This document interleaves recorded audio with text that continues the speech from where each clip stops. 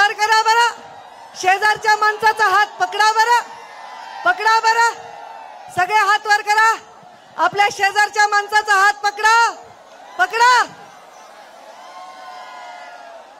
असा समाज आणि अशी साखळी घडवण्याची आवश्यकता आहे. असा नेता आपल्या सगळ्यांना आवश्यक आहे.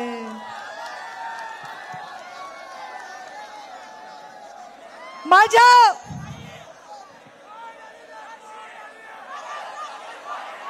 या लोकांचं दुःख बघून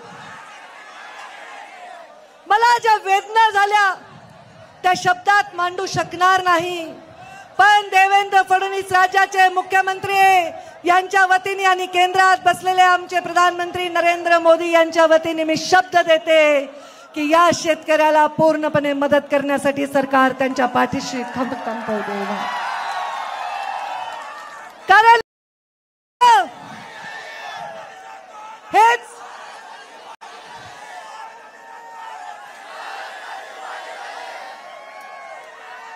तुम्ही वाटोळं केलं पोरांनी. कोणाची सुपारी घेऊन आलात मला माहित नाही. तुम्हाला शरम नाही, तुम्हाला शरम नाही, तुम्हाला शरम नाही.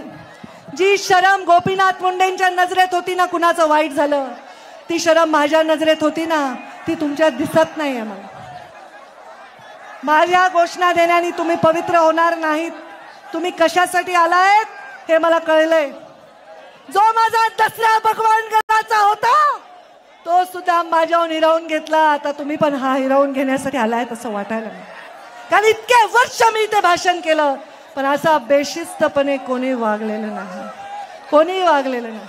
तुम्ही तुमच्या शुद्धीवर नाही असे माणसं मी सांभाळतच नाही.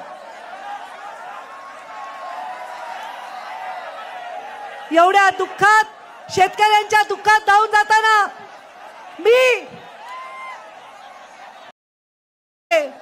की तुम्ही सर्वजण काही चिंता करू नका.